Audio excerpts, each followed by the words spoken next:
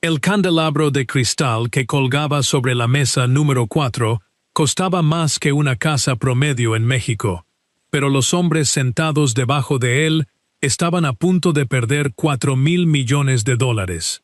Sofía se mantenía perfectamente inmóvil en las sombras, con una bandeja de plata para servir equilibrada en su palma izquierda, escuchando cómo el titán de capital privado más temido del país reprendía a su equipo ejecutivo. Él era despiadado, estaba acorralado y buscaba sangre en esa cena privada.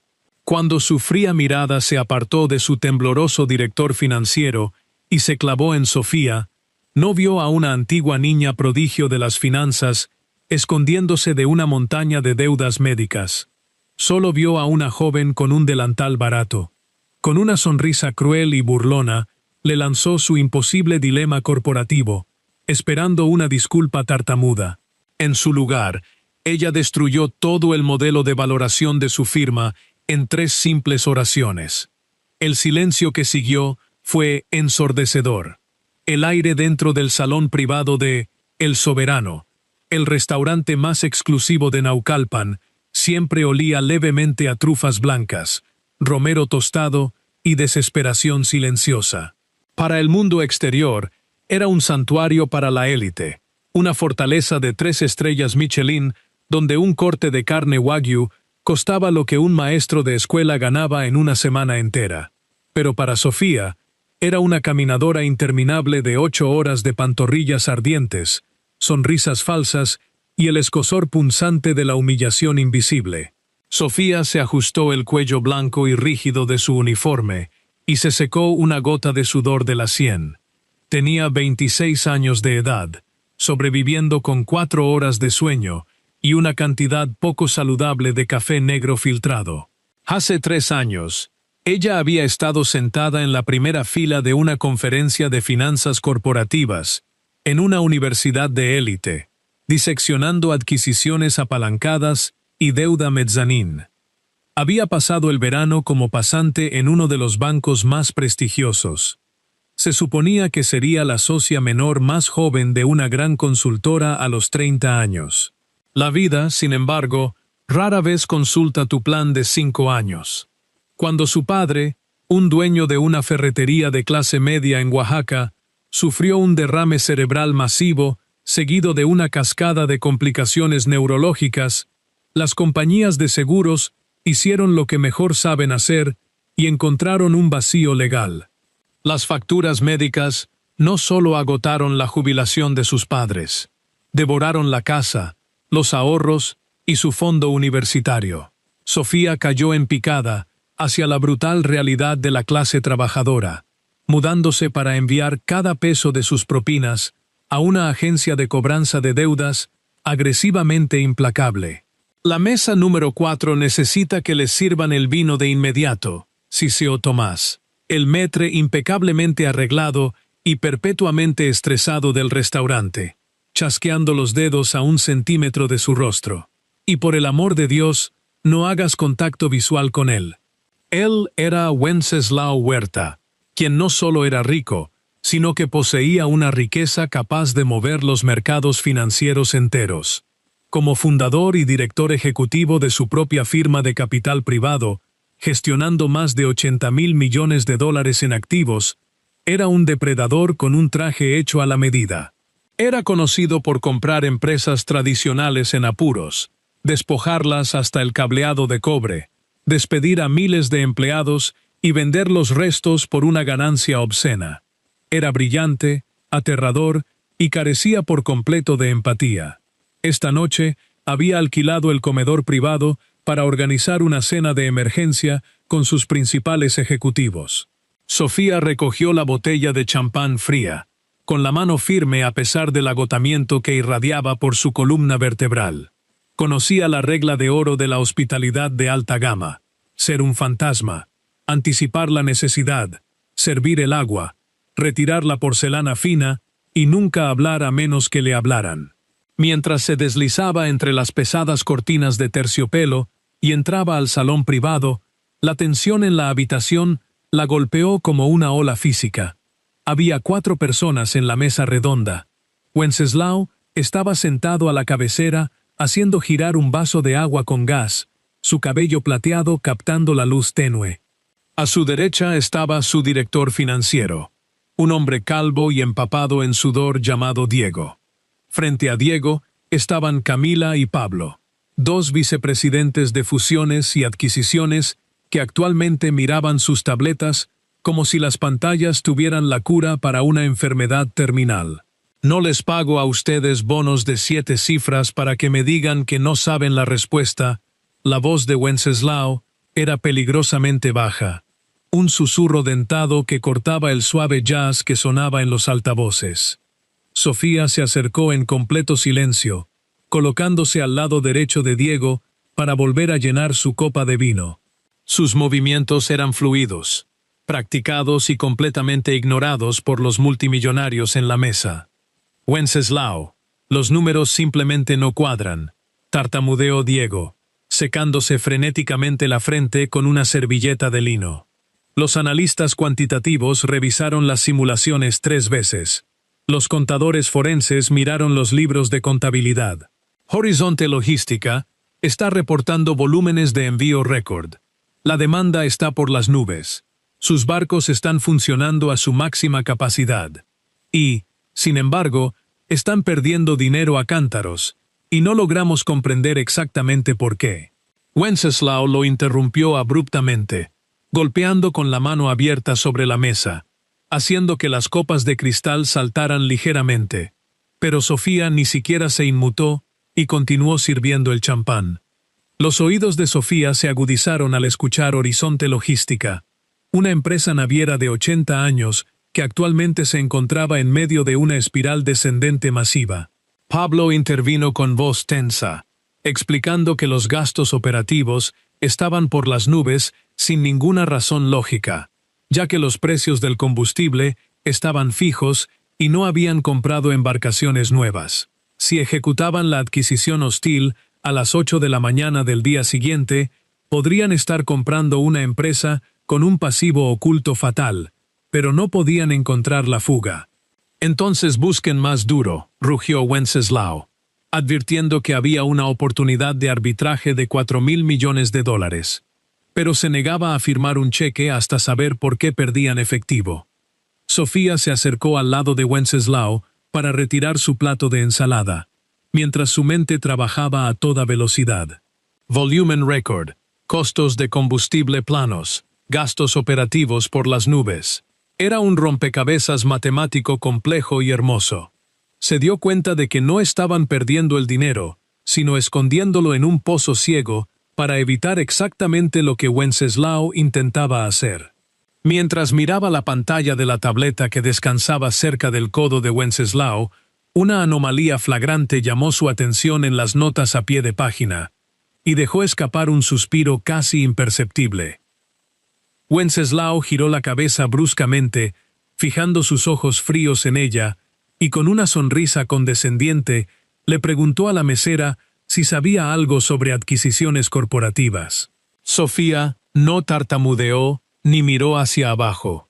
Bajó lentamente la bandeja de plata y le explicó con absoluta claridad que la empresa estaba arrendando su propia propiedad a sí misma a través de una estructura sintética de venta y arrendamiento posterior mediante entidades fantasma, inflando artificialmente sus gastos y congelando a todos los presentes en la sala.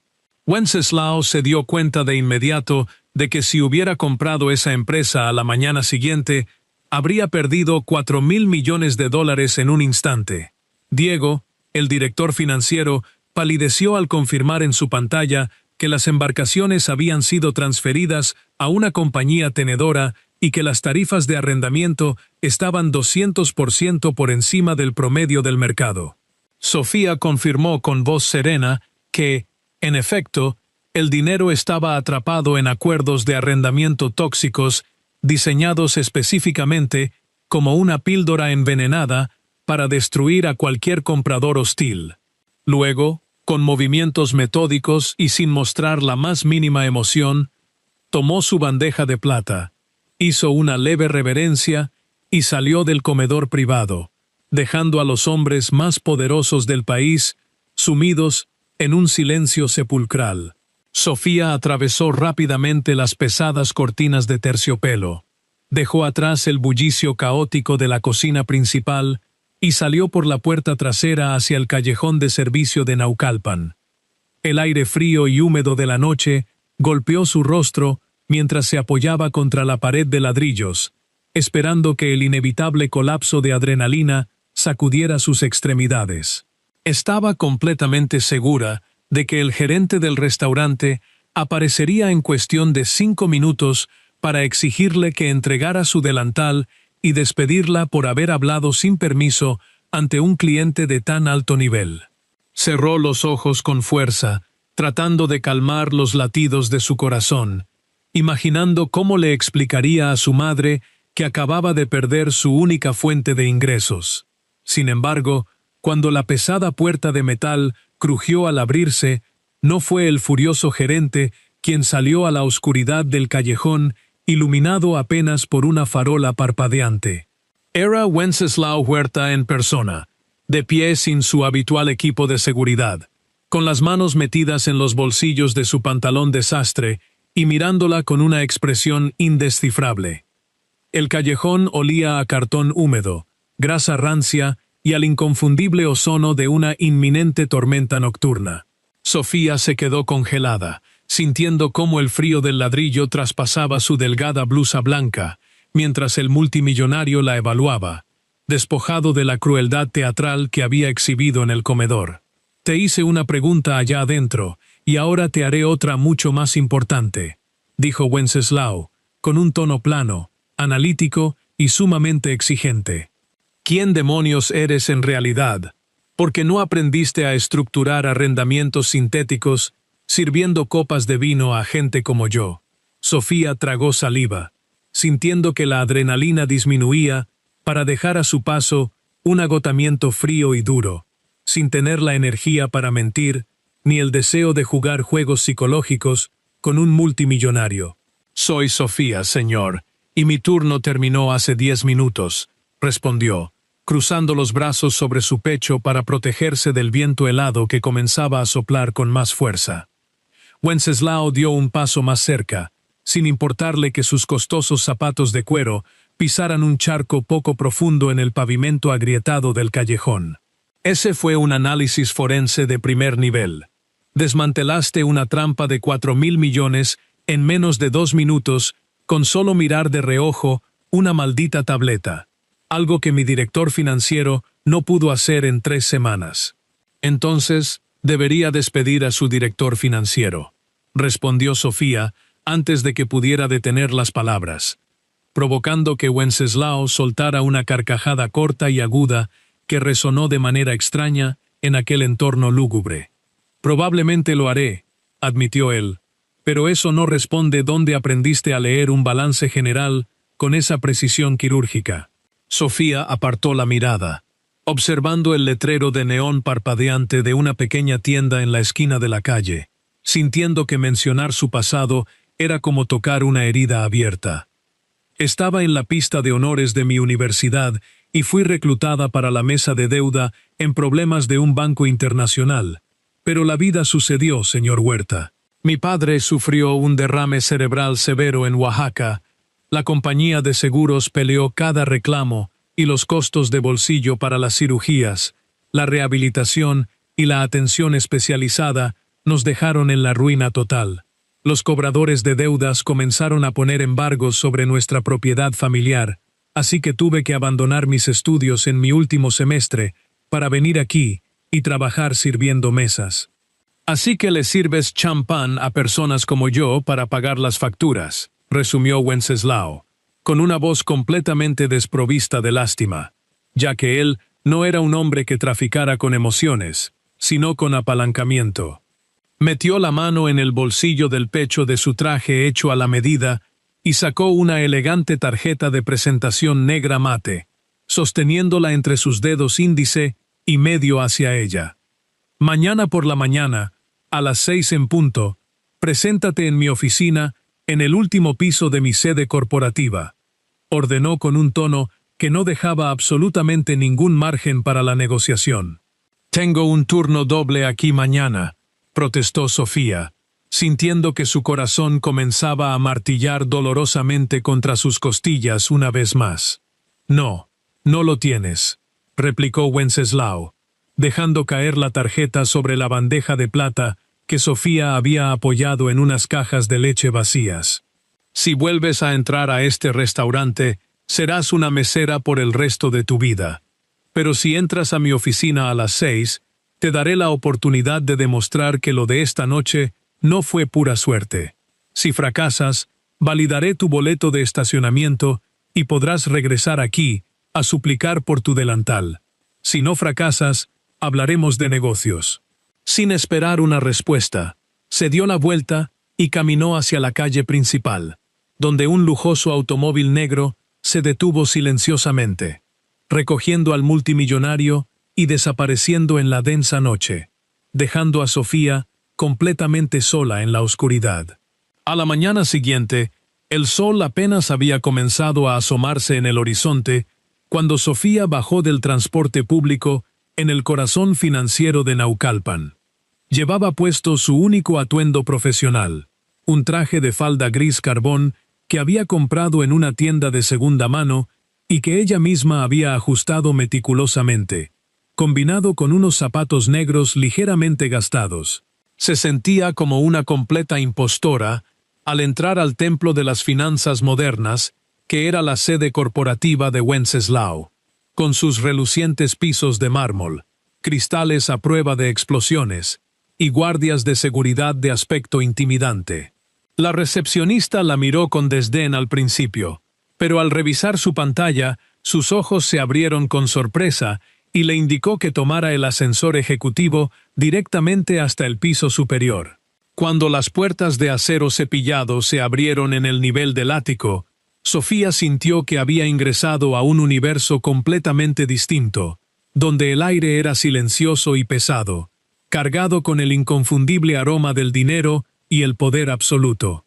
Filas de analistas junior ya estaban encorvados sobre terminales financieras brillantes, con los rostros pálidos iluminados por la luz azulada de los monitores. Diego, el director financiero a quien había humillado la noche anterior, la esperaba junto a los ascensores, luciendo como si no hubiera dormido en una semana entera. Él la fulminó con la mirada, mezclando un resentimiento intenso con un miedo subyacente muy profundo, y le ordenó secamente que lo siguiera por el pasillo. La guió más allá de las áreas comunes de trabajo hasta una enorme sala de conferencias con paredes de cristal que ofrecía una vista panorámica impresionante de la ciudad.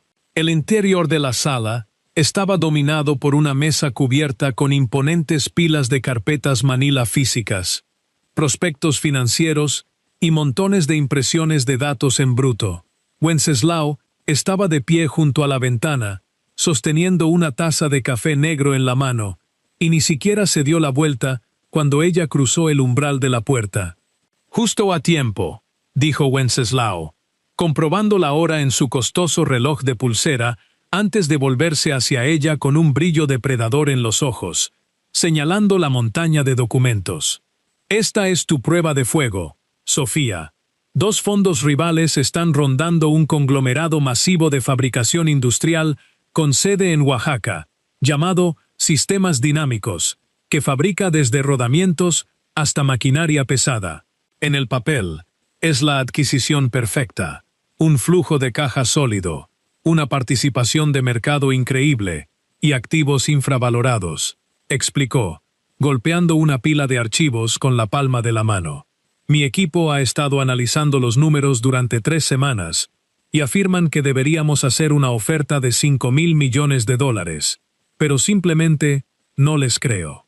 Diego enrojeció de inmediato y argumentó frenéticamente que los modelos cuantitativos eran impecables y que habían ejecutado todas las regresiones posibles sin encontrar ninguna falla en la empresa.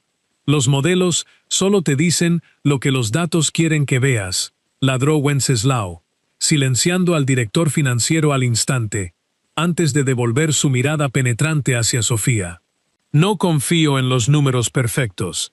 porque los números perfectos significan que alguien está escondiendo algo feo. Encontraste la trampa en la empresa naviera y quiero saber si puedes hacerlo de nuevo. Tienes 48 horas. No saldrás de esta habitación. Te traeremos comida y café, y tendrás acceso total a nuestras bases de datos, le advirtió. Si encuentras la falla que convierte este trato en una pesadilla, resolveré tu problema de deuda médica hoy mismo. Si fracasas, saldrás de aquí y nunca más volverás a pronunciar mi nombre. Durante las primeras 12 horas, Sofía se sumergió en un torbellino desenfrenado de cafeína y hojas de cálculo interminables. Se quitó la chaqueta de la tienda de segunda mano, se arremangó la camisa y se sumergió en las entrañas financieras de sistemas dinámicos, enfrentándose a un laberinto de transferencias entre 50 filiales, activos depreciados y complejos aplazamientos de impuestos. Para las 2 de la madrugada, las paredes de cristal reflejaban la imagen fantasmal de Sofía, con el cabello recogido en un moño desordenado y los ojos ardiendo mientras se desplazaba por filas interminables de facturas. Los márgenes de beneficio superaban el promedio de la industria en un 20%, lo cual no podía surgir mágicamente de la nada en la manufactura pesada. Para la hora 36, el agotamiento extremo le estaba causando alucinaciones microscópicas en los bordes de su visión, pero la adrenalina de la caza mantenía sus dedos volando sobre el teclado de la computadora portátil. Camila entró en la sala con un panecillo y un expreso, advirtiéndole que Wenceslao la estaba preparando para fracasar porque quería romper su confianza y poder dormir tranquilo, sabiendo que una simple mesera no era más inteligente que él. Sofía ignoró la advertencia y comenzó a investigar los registros de impuestos municipales, facturas locales de servicios públicos y los manifiestos de eliminación de desechos peligrosos de la planta de fabricación más antigua en Oaxaca, buscando desesperadamente la pieza faltante del rompecabezas. Descubrió que la empresa utilizaba un solvente químico altamente tóxico para desengrasar piezas, pero en el año 2016, la partida presupuestaria para su eliminación especializada desapareció por completo de los libros. En lugar de pagar por la eliminación legal, la empresa había comprado 300 acres de un pantano inutilizable bajo una entidad fantasma y estaba bombeando lodo tóxico directamente al acuífero subterráneo, ahorrando $40 millones anuales en tarifas. A las 5:55 de la mañana, Wenceslao y un petulante Diego entraron en la habitación, exigiendo respuestas. Sofía expuso el monumental crimen ambiental federal, demostrando que si compraban la empresa, heredarían una catástrofe multimillonaria. Wenceslao despidió a Diego de inmediato, confesó que ya sabía sobre los vertidos tóxicos, y le ofreció a Sofía un contrato millonario para trabajar exclusivamente para él. 6 meses después de haber firmado su contrato de empleo, Sofía había aprendido una verdad innegable sobre las altas finanzas. Los hombres con trajes hechos a la medida eran mucho más despiadados que los cobradores de deudas que solían acosar a su familia. La mañana que aceptó el puesto, Wenceslao transfirió personalmente $840,000 para liquidar las agencias de cobranza, disolviendo de inmediato los gravámenes sobre la casa de sus padres en Oaxaca. Cuando Sofía llamó a su madre para darle la noticia, se había encerrado en un cubículo del baño en el piso 50, mordiéndose los nudillos con fuerza para sofocar el sonido de sus propios sollozos. Pero no había tiempo para la gratitud. Wenceslao no había comprado su lealtad. Había comprado su brillante mente y esperaba un retorno masivo de su inversión. La nueva oficina de Sofía era una vasta extensión de caoba y cristal con vista a las partes más modernas de Naucalpan, convirtiéndose rápidamente en una hermosa pero solitaria jaula de cristal. Los socios y vicepresidentes existentes la despreciaban profundamente, ya que eran hombres con pedigrí de las mejores universidades del mundo que no soportaban que una antigua mesera estuviera desmontando sus modelos de valoración con una precisión aterradora. Liderando esta carga de resentimiento estaba Raúl Herrera, un director gerente senior con una mandíbula tallada en granito y un ego que requería su propio código postal, quien había sido el chico dorado de la firma hasta la llegada de Sofía.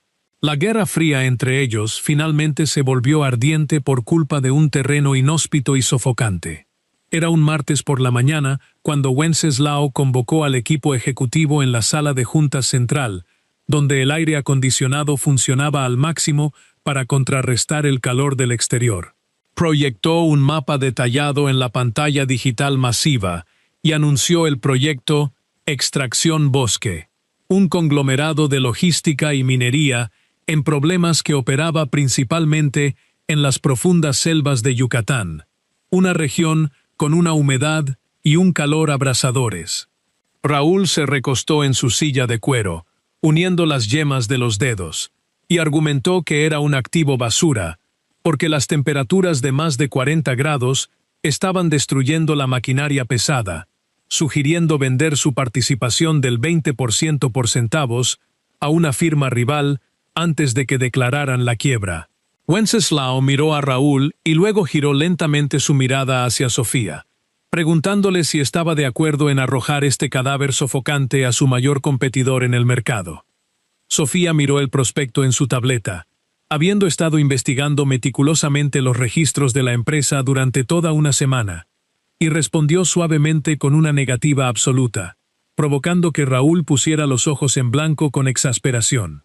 Sofía se levantó, alisando la falda de su impecable traje de diseñador, y caminó hacia el frente de la sala, introduciendo en la conversación a su nuevo asistente junior, Javier, un joven analista brillante que la había ayudado a procesar los inmensos volúmenes de datos operativos crudos a nivel de suelo.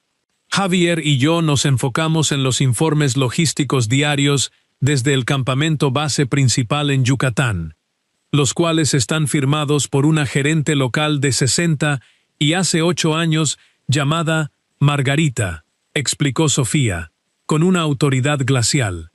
Raúl se burló, pero Sofía lo cortó de inmediato, señalando que Margarita conocía la selva mejor que nadie, y que, según sus registros meticulosos, la tasa de fallas del equipo de perforación había caído en un 90% hace medio año.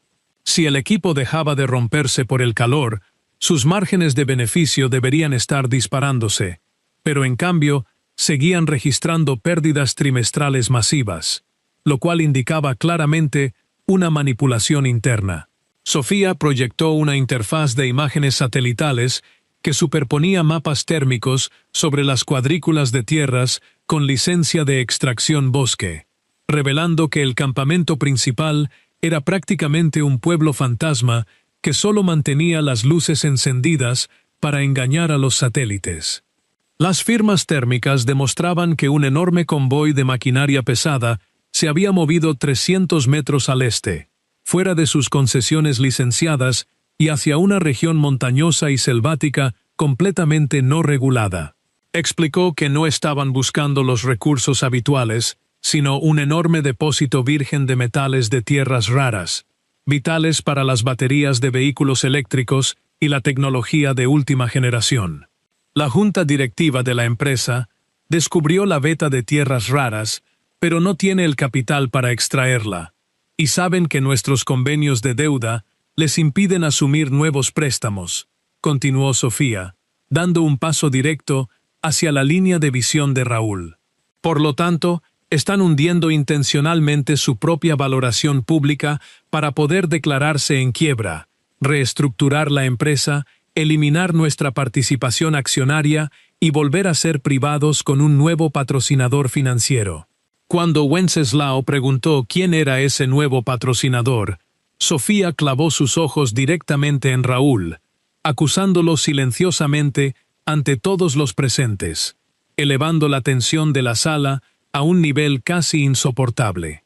Acusar a una firma rival de espionaje corporativo era un juego extremadamente peligroso, pero acusar a un director gerente senior de la propia firma de ser el topo era una sentencia de muerte profesional si Sofía se equivocaba en lo más mínimo. Raúl se levantó a medias de su silla de caoba, agrietando su pulida fachada de Wall Street para revelar a un animal presa del pánico, exigiéndole que cuidara sus palabras y acusándola de intentar incriminarlo para quedarse con su codiciado puesto. Sofía mantuvo la calma absoluta y proyectó un registro de acceso digital, explicando que alguien había estado descargando datos geográficos en bruto y enviándolos a un servidor proxy en las Islas Caimán, perteneciente a la firma rival, y que esas credenciales de acceso pertenecían irrefutablemente a Raúl Herrera. Raúl estalló en un grito de furia absoluta, golpeando su puño contra la mesa de caoba mientras su rostro palidecía y enrojecía simultáneamente por la ira y el pánico. Se volvió frenéticamente hacia Wenceslao, asegurando que Sofía había falsificado los registros digitales porque era una simple y glorificada mesera sin experiencia que buscaba escalar posiciones destruyendo la carrera de un empleado leal y dedicado de la compañía. Wenceslao no levantó la voz, simplemente entrelazó sus dedos sobre la mesa, inclinó levemente la cabeza y le preguntó a Sofía, con una calma aterradora, si realmente había fabricado las pruebas para incriminar a su director gerente. Sofía no retrocedió ni un milímetro, asegurando que no tenía ninguna necesidad de fabricar pruebas, y presionó un botón en su tableta, reproduciendo un archivo de audio encriptado sobre los potentes altavoces de la sala de conferencias. La voz de Margarita, la veterana gerente del campamento en Yucatán, se escuchaba primero, quejándose del desvío de los camiones de suministro hacia una zona que no estaba registrada en los mapas oficiales de la compañía minera. Luego la inconfundible voz de Raúl resonó a través de la estática, ordenando a sus cómplices que despidieran a la anciana si hacía demasiadas preguntas o que la perdieran en la selva, exigiendo que mantuvieran bajas las firmas térmicas durante un mes más. Raúl se quedó completamente congelado, como si le hubieran inyectado plomo en las venas, mientras el color desaparecía de su rostro al darse cuenta de que su teléfono de seguridad desechable, que creía completamente encriptado, había sido comprometido desde el interior del campamento. Sofía explicó que Margarita había intervenido el enlace del teléfono satelital 3 meses atrás, sospechando que los ejecutivos corporativos estaban cometiendo un fraude logístico, y había enterrado pacientemente los archivos de audio en los registros operativos diarios, esperando que alguien en la empresa matriz finalmente los leyera. Wenceslao se levantó de su asiento y caminó lentamente alrededor de la enorme mesa, sus pasos resonando en el silencio sepulcral, hasta que se detuvo directamente detrás de la silla de un tembloroso Raúl, quien intentó balbucear una súplica de clemencia ofreciendo arreglar la situación de inmediato. «Intentaste vender mi propiedad bajo mis propios pies», susurró Wenceslao, inclinándose hasta que su boca estuvo a escasos centímetros del oído de Raúl, recordándole que creía ser el hombre más inteligente de la habitación, pero había sido superado por una anciana en la selva y una mesera de Oaxaca.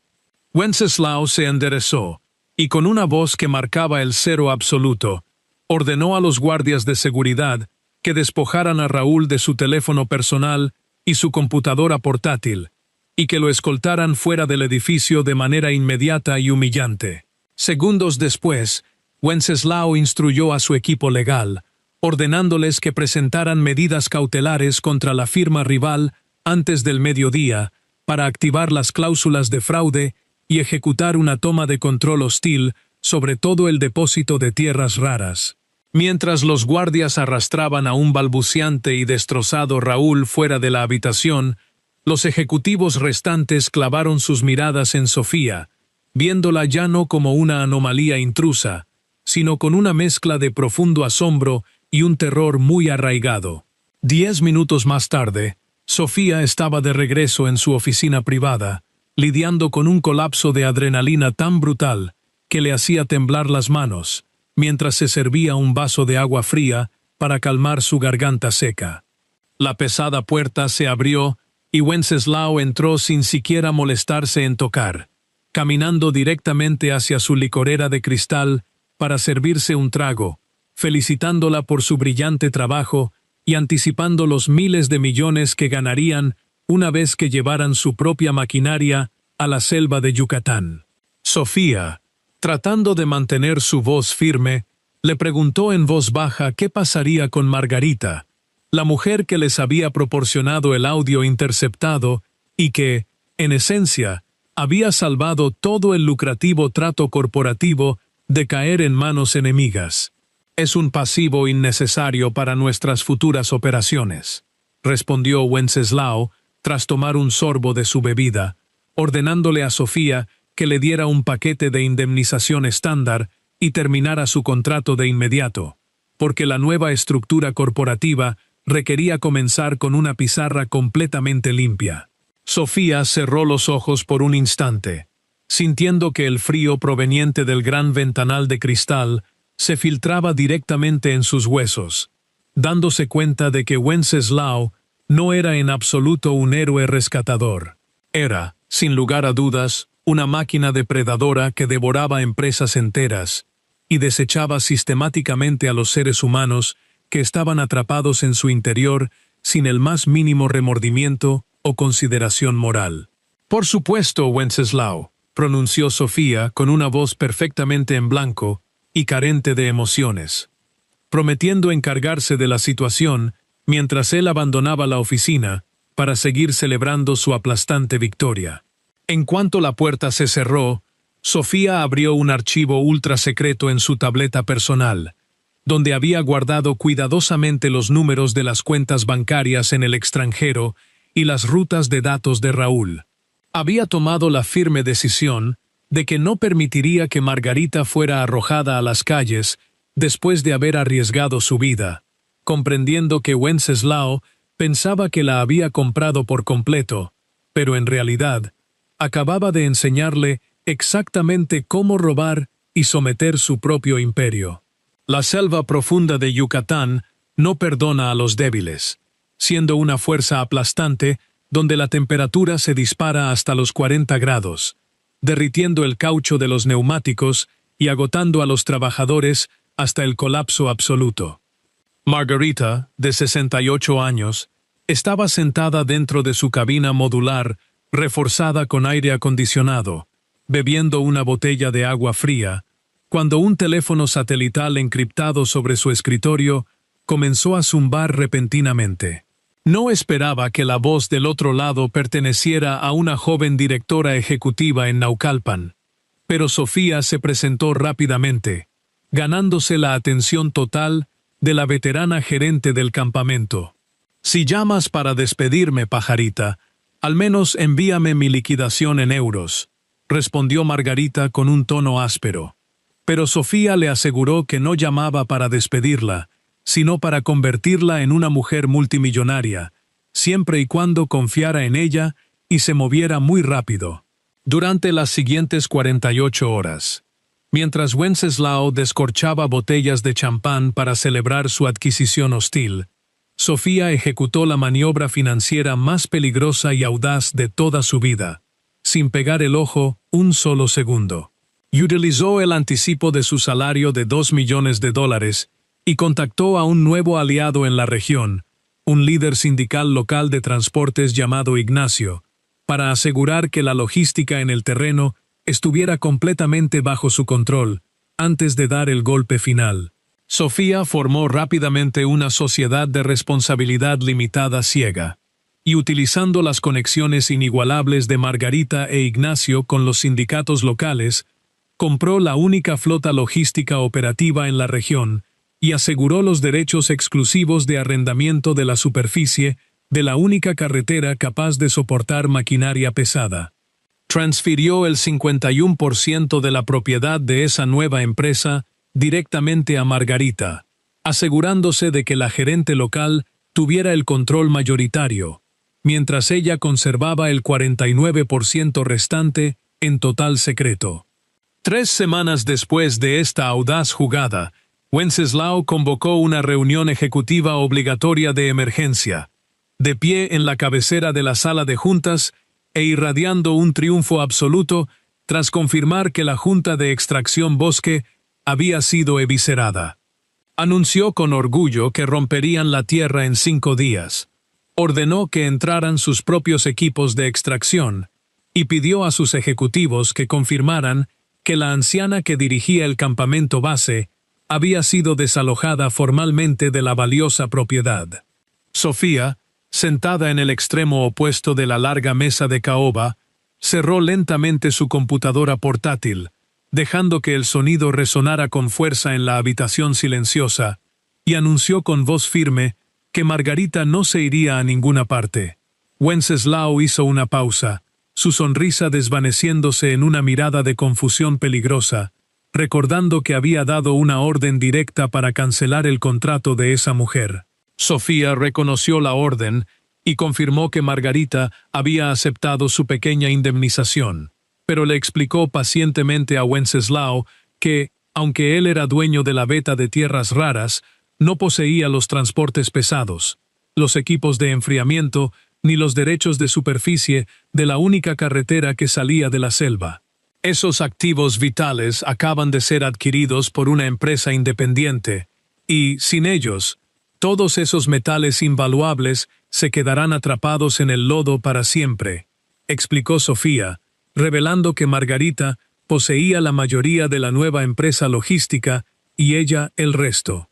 Wenceslao dio un paso amenazador hacia ella, dándose cuenta de que Sofía había usado su dinero para comprar la caseta de cobro de su mina de oro, y amenazó con aplastarla en los tribunales con litigios interminables que durarían al menos 20 años. Sofía no se inmutó y le recordó que no había violado ninguna cláusula de no competencia, ya que su firma no estaba en el negocio de la logística. Si él la demandaba, la extracción se retrasaría por años, los inversores entrarían en pánico y el activo sangraría hasta la quiebra absoluta. Deslizó un contrato de papel grueso sobre la mesa de la junta directiva, estableciendo las nuevas condiciones. Margarita retendría una regalía del 20% sobre todos los materiales transportados, garantizando la riqueza de su familia, mientras que Sofía se convertiría en socia igualitaria de la firma. Wenceslao miró el documento y luego a la brillante y despiadada mujer frente a él. Una risa genuina y oscura escapó de sus labios mientras tomaba su bolígrafo de plata, firmaba el acuerdo con su nombre y le daba la bienvenida como socia. A medida que los años pasaron, sentada en su propia oficina de caoba, Sofía comprendió una lección invaluable que a menudo compartía con quienes buscaban su consejo. El verdadero poder en la vida no reside en la crueldad ni en la capacidad de aplastar a los demás, sino en la sabiduría para reconocer el valor de cada persona, sin importar su origen o su uniforme. A lo largo de nuestros años, nos encontramos con sistemas diseñados para hacernos sentir pequeños, maquinarias que priorizan las ganancias sobre la dignidad humana, y depredadores que confunden la empatía con la debilidad. Sin embargo, la mayor fortaleza que podemos cultivar es la integridad inquebrantable y la audacia para defender lo que es justo. La justicia rara vez se nos otorga como un regalo. Más bien, debe ser construida con inteligencia, paciencia y un profundo respeto por aquellos que han sido marginados. Las verdaderas victorias no se miden por la cantidad de riqueza acumulada en cuentas bancarias, sino por las vidas que logramos proteger y elevar en nuestro camino hacia el éxito.